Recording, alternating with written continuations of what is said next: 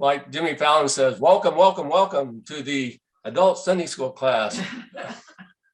Today we're on chapter 2 in our new book, St. Paul versus St. Peter, a tale of two missions. So this is chapter 2 is called The Loyalty Test 1, Jesus, Family, and the Sons of Zebedee. So Goulder's thesis is that the early church consisted of two missions. There was a mission run from Jerusalem by Peter and the sons of Zebedee, and later Jesus' brother James. The other mission was run by Paul in different places, Antioch, Corinth. And in chapter 1, we talked about there was this tension that existed between the Jerusalem leaders and Paul about the Jewish law and how much Jewish law the Gentile converts had to obey. But that was just the first of a lot of differences between the two missions, and understanding those differences and how they arose helps us better understand the New Testament. But Goulder, this is my first question, is Goulder speaks of the early church, but should we be thinking of these communities of Jesus followers as a church at this point? Did they think of themselves as a church? I mean, after all, these people were still going to the temple to offer sacrifices, and I think if you call them synagogues, they were worshiping in synagogues, still thinking of themselves as Jews, it seems to me. What do you think? It's simplest just to talk about the church, but was it really a church at that point?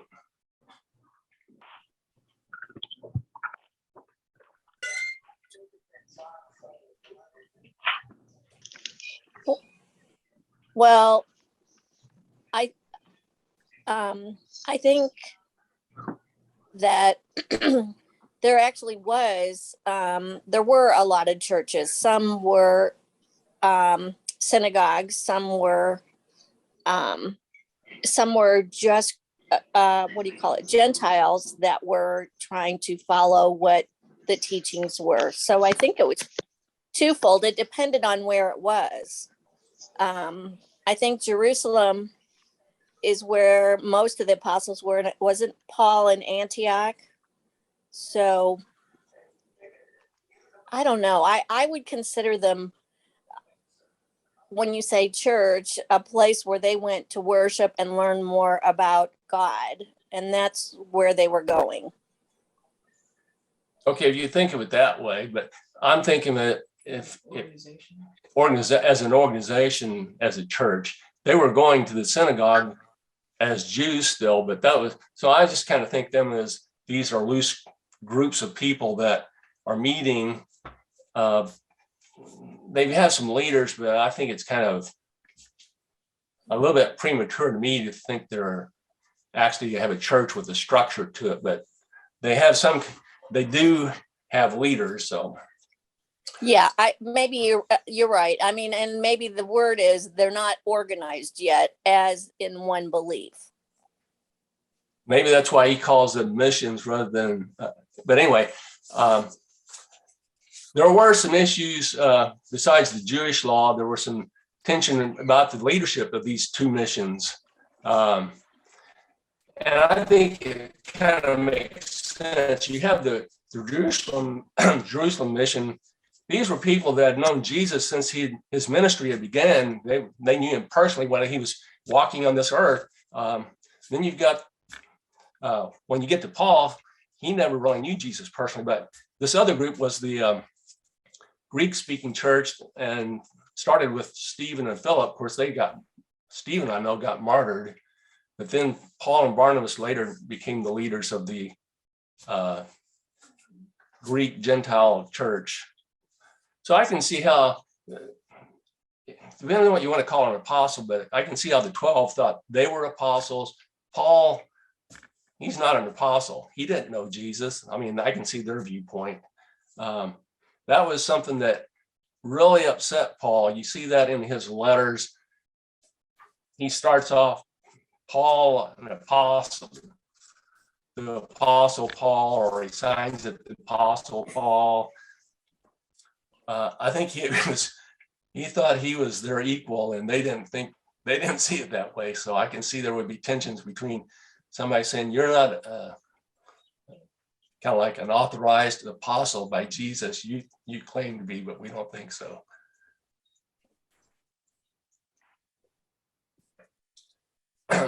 So one of the things that comes up with is Goulder says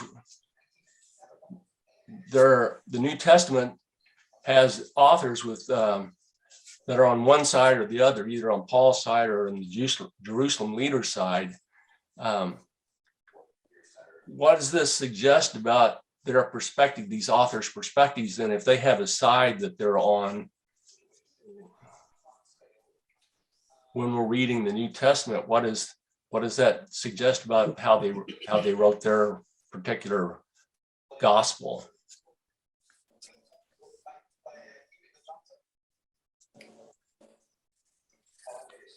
Well, they definitely kind of picked and chose which stories to tell and how to tell them.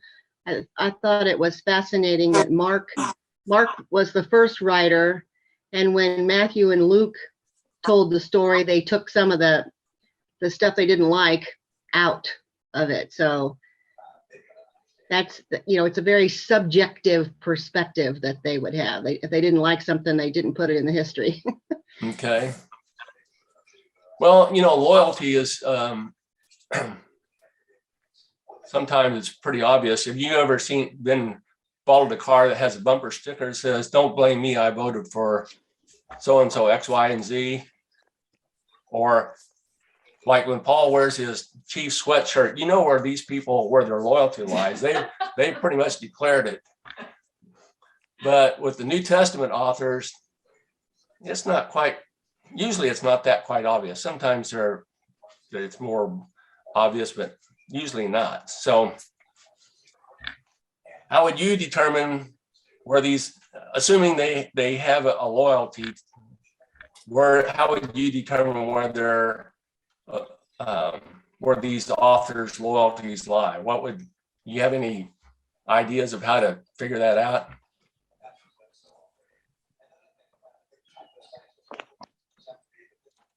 Well, Goulder says, well, the way you do that is you perform a loyalty test. So you may ask, well, how do you perform a loyalty test?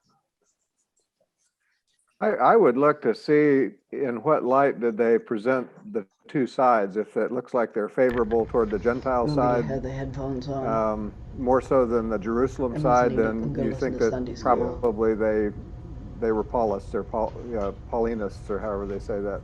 Yeah. So do they shade the story towards one way or another? Anyway, that's pretty much, you compare, you can read that, but you can also compare with when two authors tell the same story and one tells it one way and tells it a little bit, slants it a little bit the other way. So Goulder says you need to ask, what's the storyteller's attitude? What tendencies are they revealing in their telling of this incident? So our first loyalty test is going to be about Jesus' family.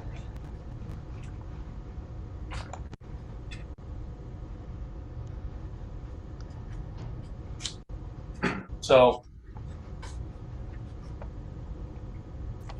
we're going to start with Jesus went up on the mountain and he called 12 of his disciples to be his apostles and proclaim the message. He also authorized them to, I think, cast out demons and a couple other things he mentioned. But anyway, in Mark, it says, when his family heard it, they went out to restrain him, for people were saying, he has gone out of his mind.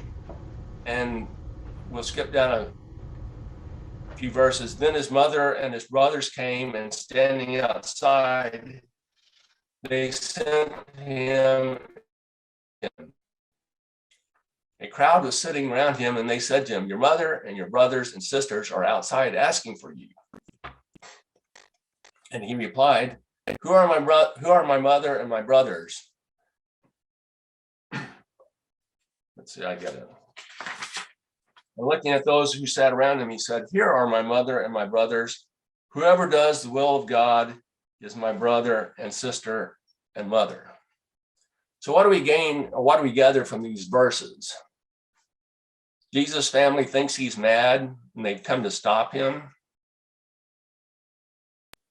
We know that it mentions a couple times Jesus' family is standing outside. Evidently, they are not among Jesus' followers.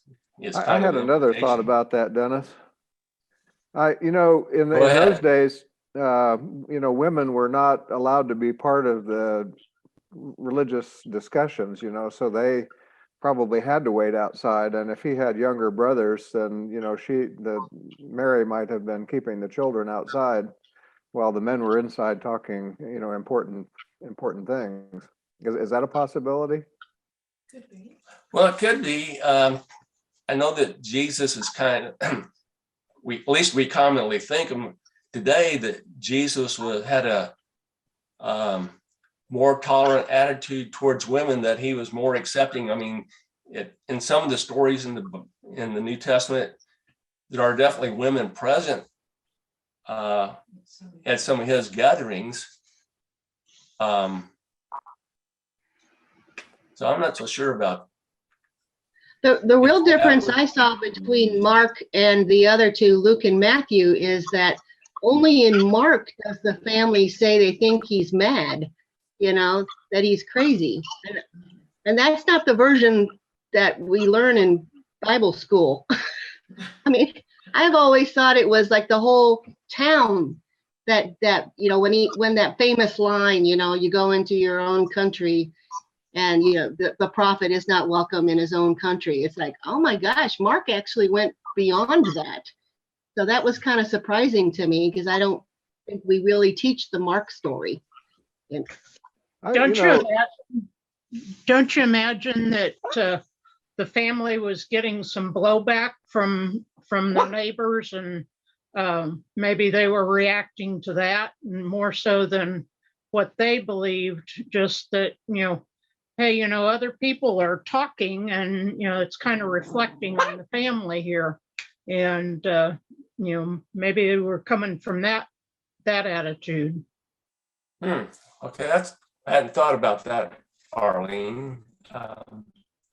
Sometime when people change, So or you perceive that they protecting the family image, huh? What was that, Paul? I said sometimes when you perceive that people are changing, you've known this guy for 20 years as a carpenter, starting out in his father's carpenter shop or whatever Jesus might have done. And then all of a sudden he's an itinerant preacher. And, my first thought would be, I wonder if this guy's got a screw loose or something somewhere. I mean, I've known people, I'm thinking of a guy particularly that I worked with at a battery factory years ago. And this guy was, he was a pretty hard charging, Harley riding, Saturday night partying kind of guy. I mean, that's just who he was. And, now I found him on Facebook and he's a born again Christian. And my first thought is, wow, what happened to Billy? I don't know if that's a part of it, and I'm just throwing things out there. Okay. Well, some of this stuff we're going to talk about kind of could be taken that way. So does this sound hostile? It seems to me a little bit negative about Jesus' biological family. Doesn't seem like it's a plus anyway. Okay, let's look at the second incident. And Jane's already stolen my thunder here, but anyway, so in Mark 6th chapter, verses 1-4, Jesus is preaching in his hometown of Nazareth, and his preaching offends those who heard him. And Jesus' response was, prophets are not without honor except in their hometown and among their own kin and in their own house. And then a couple verses later, the author comments that Jesus was amazed at their unbelief. So who is he talking about, the unbelief? His own hometown relatives and family, because when Goulder points out that when he says house, that means that's another word for family. So Jesus is amazed at the unbelief of family and friends. So looking at this is from the later, years later, this doesn't sound very positive towards Jesus' family. So why does Mark tell these stories that portray Jesus' family in a bad light? Another thing that just occurred to me, here Jesus is going out and doing this preaching and talking rather than staying home and being part of the family business.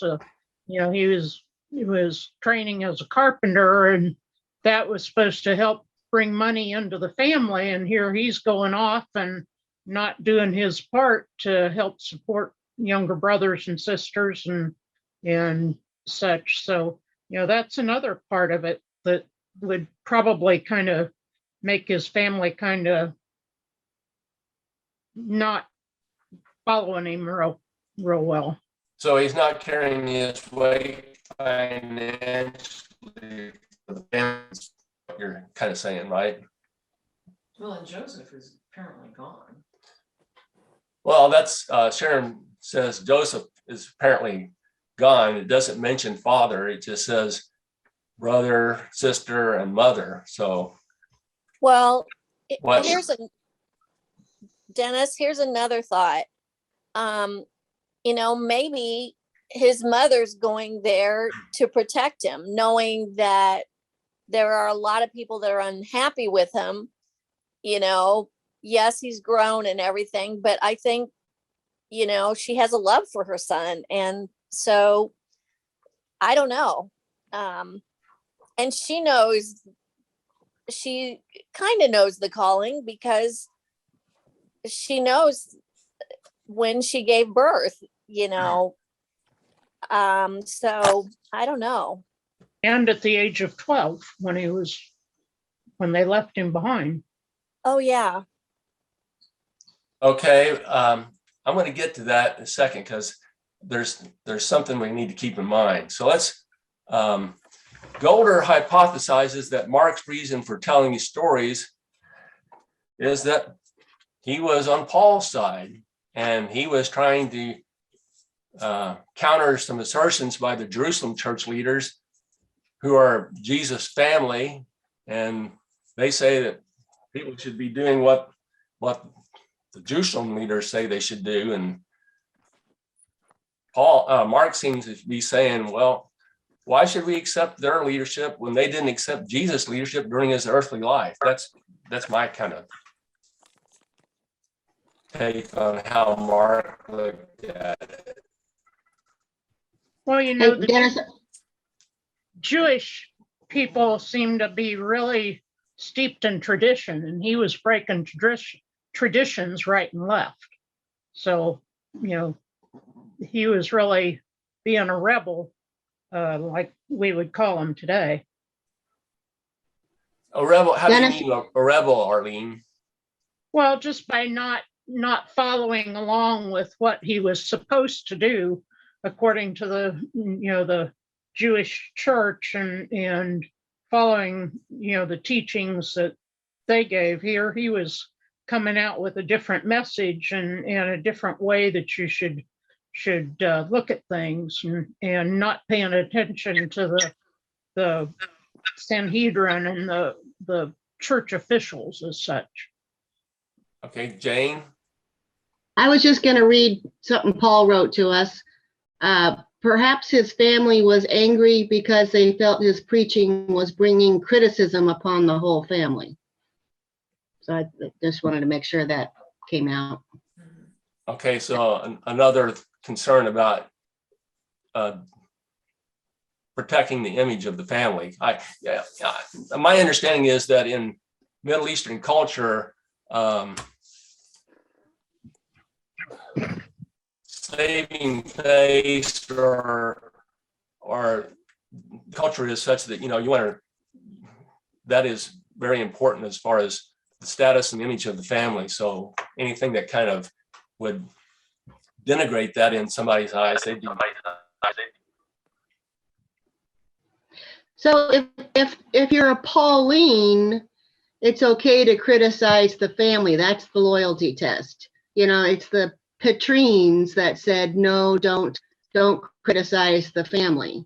But I don't buy Mr. Goulder's premise, because he's saying that the Paulines won out, and yet the early Catholic Church revered Mary and still does revere Mary. So how does that mean the Pauline version of this loyalty test won? Maybe it didn't win until the Reformation. Did you hear Sharon's comment? Yeah, no. Repeat what Sharon said. Well, okay, Sharon. Maybe the Pauline point of view didn't really win until the Reformation. That would actually make more sense. And there's a couple of other things. Who was trying to speak? There's a couple other viewpoints besides those who are staunchly pro-Paul. There's some that are kind of in between Paul and Peter. And I'm part of this on Peter. I'm going to punt because the next chapter is about Peter. So I'm going to kind of defer on that one. So we have one person that's challenging Goulder's hypothesis, and that's Jane. So that's good. So we'll see if she can. I can see, though, the Catholic or let's say the Christian church at that time wanting to trace their authority back to Peter, because he was one of the original apostles, original disciples who was with Jesus. And it's, that heritage thing is very, very powerful. I mean, we saw that in our own church, in the things that happened between us and our brethren and sisters in Utah, with the forgeries. We were so excited to have this letter designating Joseph Smith III as the legitimate prophet, and then it turned out to be a hoax. But we were passionate about that. I think the early church was just as passionate about Peter. Yeah, I can see a lot of it, people wanting to trace their movement all the way back to Jesus. So Jesus calls Peter. That's pretty powerful connection there. So I can see. So I think maybe to answer Jane's question, it was probably, that was the heritage part of it. But I think theologically, Paul probably won out, like you say, with the Reformation. So, okay, I'm going to move on. How can we confirm Goulder's hypothesis? Well, we've already talked about that some. We do that by comparing. One way, at least, is compare what Matthew and Luke have to say about these same incidents. Some of the same stories are told, but told differently. So in this first incident we were talking about, Jesus is speaking to the crowds. In Matthew, it says, while he was still speaking to the crowds, his mother and his brothers were standing outside wanting to speak to him. Someone told him, look, your mother and your brothers are standing outside wanting to speak to you. But to the one who had told him this, Jesus replied, who is my mother and who are my brothers? And pointing to his disciples, he said, here are my mother and brothers, for whoever does the will of my Father in heaven is my brother and sister and mother. So there's one version. Jane, you've already pointed out what's the most obvious thing that's in Matthew's version or not in Matthew's version. Yeah, the part that he was mad, that he was crazy. So there's no mention that his family thought he was mad and they were coming to seize him, and that's just gone. In Luke, it says, then his mother and his brothers came to him, but they could not reach him because of the crowd. And he was told, your mother and brothers are standing outside wanting to see you. But he said to them, my mother and my brothers are those who hear the word of God and do it. So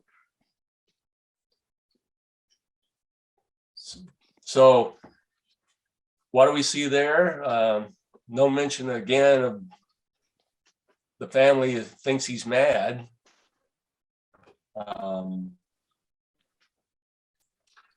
And it points out that some of the, it kind of is toned down a little bit, it just seems to me. I guess I ought to go back, look at that. They couldn't reach him because of the crowd. They wanted to talk to him. They wanted to see him. But when we go back to Mark, it points out they're standing outside. Well, I guess that's in Luke also. Yeah. That's not in, is that in Matthew and Luke both say they're standing outside, just wanting to speak to him, not calling him those like Mark says. So it sounds a little more innocuous to me, the version. And then on the second incident, Jesus went to his hometown and began to teach the people, and they took offense at him. In Matthew's case, though, they say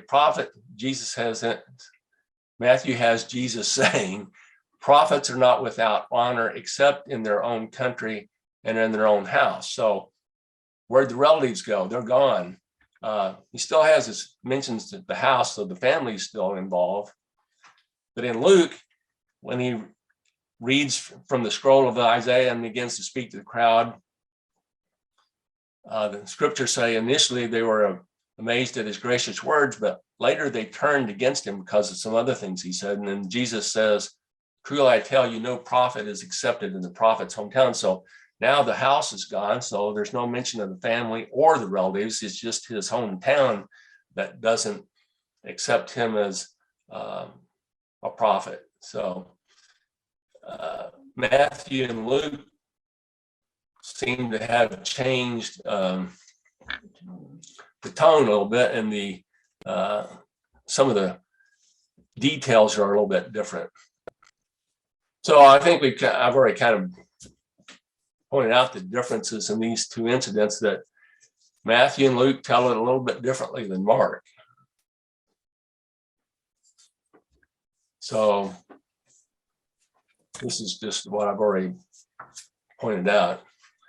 So Dennis, I'm trying to think about when Mary returns from Egypt, did she not tell people that the wise men came to visit? Did the people in the town not know her story? Well, okay, we might as well talk about that. Out of the three synoptic gospels, two gospels have an infancy story about Jesus' birth. Now, the story isn't the same in those two gospels of Matthew and Luke. Mark doesn't have an infancy story. So in his version, maybe he's not aware of these infancy stories, and so he doesn't see any problem with telling these things about the family. And because what you're saying is, well, the family should have known he had what he was called to do, but Mark is not aware of that, or at least he doesn't tell that story, because he starts with Jesus being baptized. That's the way Jesus' ministry is started, whereas Matthew and Luke go back to when he was born. Makes a big difference. So to me, that brings up some questions about the Gospels of why is there no infancy story in Mark, Or in John. and why is there one in Matthew and Luke? And then why does John have a story that begins at the beginning of time, really, about Jesus? So you can see that the four Gospels all tell it differently. And then the three synoptics, particularly since they're the ones that seem to share lots of common information, they still approach these stories about Jesus differently. Anybody want to comment about what this does when Mark's approach about the family and how didn't feel. I mean, I think if he hadn't known the story about Jesus' birth, wouldn't he have said, "There's a conflict here. How can I tell this story?" Wouldn't you have felt like you can share the story the way he did? Well, I don't know how the other two found out about the story, either through Jesus or through Mary. But maybe he didn't hear that story. I don't know. I'm just playing. I don't know. But if you didn't know about that story, then what he says about Jesus' family, you wouldn't think there was a problem in telling it that way, because the family in his version doesn't have this inkling of his mission that he's going to perform. Wouldn't that be what you would infer from that? Yeah.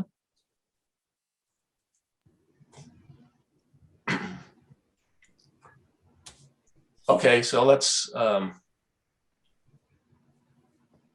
we've kind of talked about this. I don't know if they're trying to totally exonerate him, but they do tone it down and make it less of a conflict. It's more innocuous.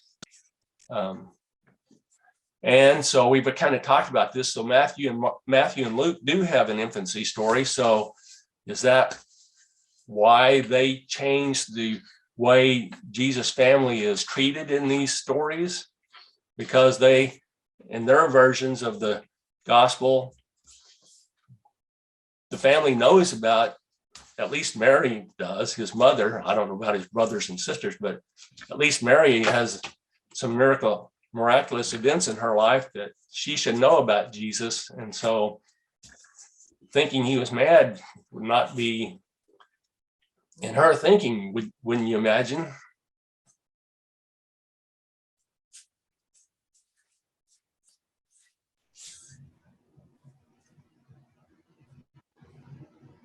So how would Matthew and Luke have handled this? I didn't catch that.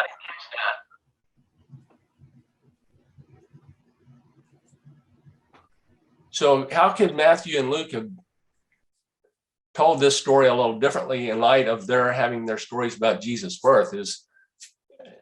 It seems like what they did to me would be one thing. Taking out the story about Jesus, the line about Jesus being mad would be at least part of their approach. Is there any other way they could have approached this, do you think?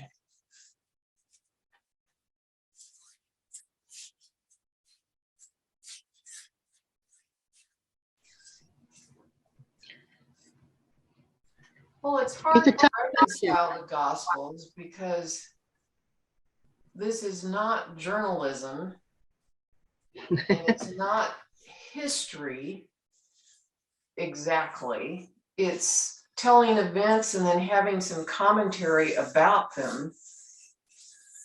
And the different writers had some different agendas. Okay, Jane. Yeah, I'm kind of stuck. I'm stuck on that question of, I've always thought from the scholars that they agree that Mark was written first and that Matthew and Luke used Mark and then kind of changed things like this. Is that right? I believe the prevailing thinking is that Mark was first and Matthew and Luke are later. Now, Goulder does have, I think, a little different approach, since he doesn't believe there's a gospel called Q that we don't have anymore that supported Right. Matthew and Luke. He has a different view on that, but Mark was first and Yeah. then followed by the other two. So, I think in the, You know, I'm maybe stuck on- pardon me. sorry. Maybe the Matthew and Luke just didn't feel the need to spell it out that the family had a problem with it. Maybe when they said it was in his own house, that included, you know, more than just the community, that included their family, his family. Paul? Usually when it's written second, they try to clarify and make more details, and they deliberately took out details, which I find fascinating. I think Goulder acknowledged that Mark was used by both Matthew and Luke. That's a very prevalent theory now. I think that's pretty solid. I think you're right. He discounted the Q theory. And he said that anything that wasn't Mark, or in Matthew and Luke, anything that wasn't Mark was something that Matthew and Luke wrote. So my question is, why would Mark leave out the birth story? If Luke and Matthew were written later, why doesn't Mark have the birth story? That's what's confusing to me. Was that deliberate, or was it like what people are saying that he didn't? How could he not know the birth story? Well, that's partly your understanding of how the New Testament's felt. Mark evidently was not aware of a birth story, or he didn't think neither it was was Paul. necessary for his gospel, that wasn't important to him if he was aware. But I would lean towards he was not aware there was a birth story. And neither did Paul. There's nothing in his writings about it. Now, that's a good point, Paul, about Paul. So really, the birth story began with Matthew and Luke, which was what, 80 years after Jesus' death? When were they written? Probably about 50 years after. I think they were around 80 or 85 Okay. CE. Okay. Yeah, before 100 for sure. And so that makes him at the most 70 years at the very latest, I'd say. But probably what Paul said was, 55 or 60 years or something like that. Well, I think that's a big question, but you have to realize that, at least the way I look at it, is these four gospels. Mark starts out with Jesus' ministry begins with his baptism. Matthew and Luke move it up to basically when he's born. It's known that he will have this mission later on. And then John, who's the last to write, he moves it to the beginning of time, that Jesus is there with God at the beginning. So you see this progression of moving it further and further back in time from Mark. I think something else that's important, I don't want to belabor this thing about the birth story, but each of those two authors, Matthew and Luke, had a connection that they were trying to make with the Old Testament to give the story of That's a good Jesus point. some validity. So for Matthew, it was the story of the family's escape to Egypt and then coming back to live in Nazareth. And that goes along with the scripture in the Old Testament that says, "Out of Egypt I have called my son." And for Luke, it was about connecting Jesus to David, to give him, again, this kingly authority, that he was part of this famous royal family that everybody would have respected in Palestine in those days. So there, kind of an ulterior motive on the part of the authors, perhaps, but nevertheless, it's how things were written in those days.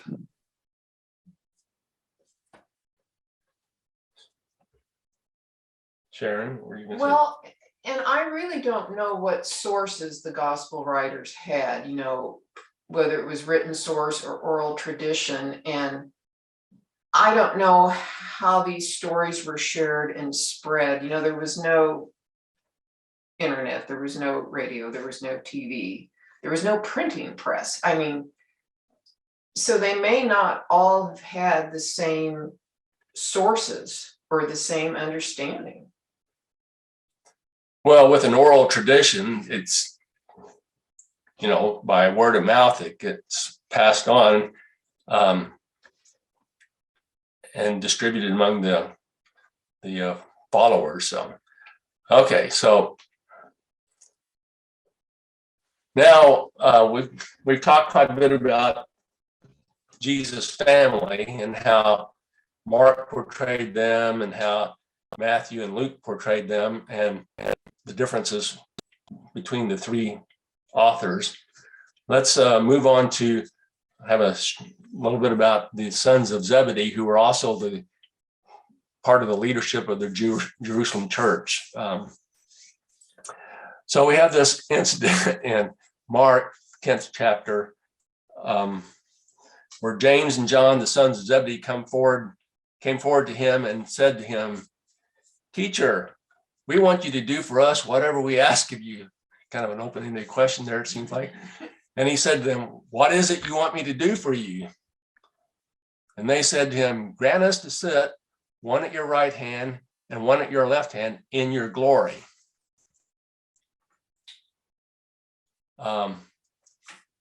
What's your reaction to that? Do you James and John kind of come across as some ambitious and spiritual guys that are kind of a little bit greedy? It does seem kind of status conscious or something.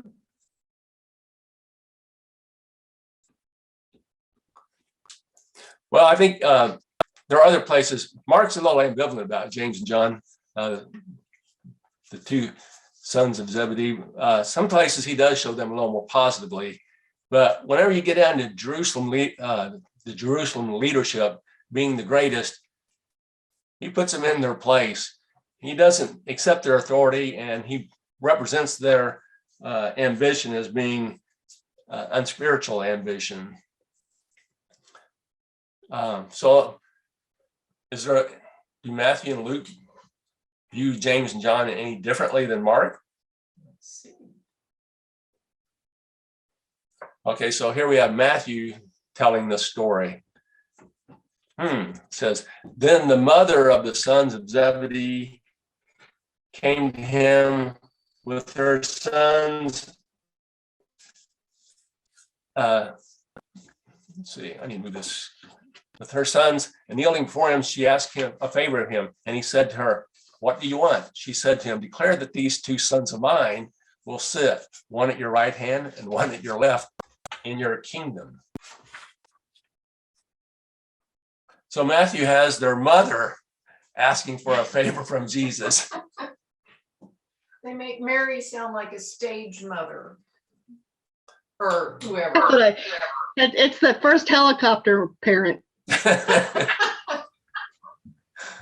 Mama Bear coming to do something for her sons. Well, Luke doesn't even tell the story, so that kind of gives you some flavor for where he fits into this.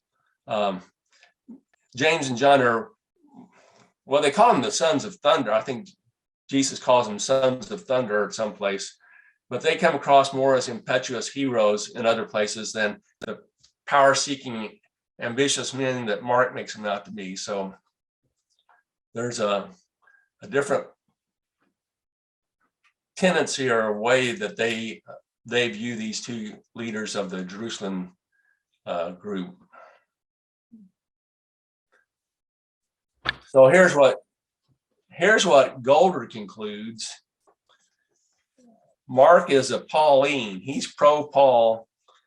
He's hostile to Jesus' family, not quite so hostile to James and John, the sons of Zebedee. The jury's kind of out on Matthew at this point in this chapter 2 for Goulder. Matthew seems sympathetic to the Jerusalem leadership, but he says more analysis is needed to determine if he thinks he's a liberal Petrine, but he's not. He doesn't think he has the proof yet to do that or to establish that. And he thinks that Luke is in the Pauline camp, but Luke is this guy that's trying to be friendly to both sides and in Acts present the story that things are all harmonious between these two missions. The first half of Acts, Goulder points out, is favorable to Peter. I mean, it's all about Peter, really.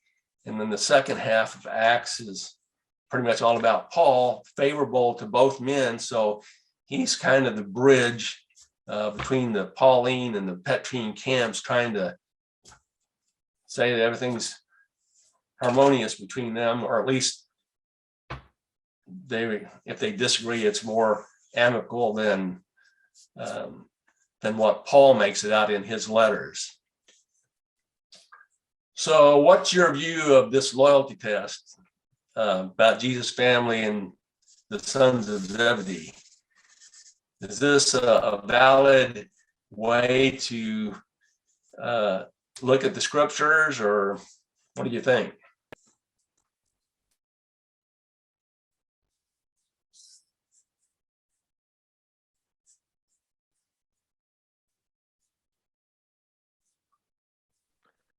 I guess I would just say I would not have thought to look at this myself, but it's an interesting thesis that he's created here, and it may hold some water.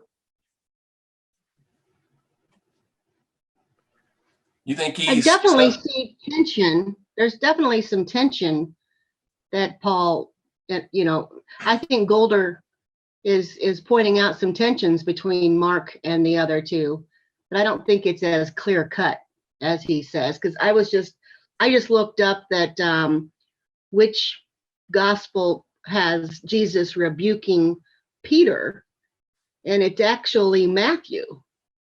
So it's Matthew that has the story of Jesus rebuking Peter. So that kind of blows his theory on Matthew was a Petrine. okay? So I'm not buying it. I Okay. do find it interesting. So It is Jane must be fascinating. my second question. So Yeah. Jane says Goulder was not successful in supporting his thesis so far, at least. Right. It'd be Oh. interesting to know what Amy Jo Levine thought of Goulder's theories. Yeah, I don't know what it is.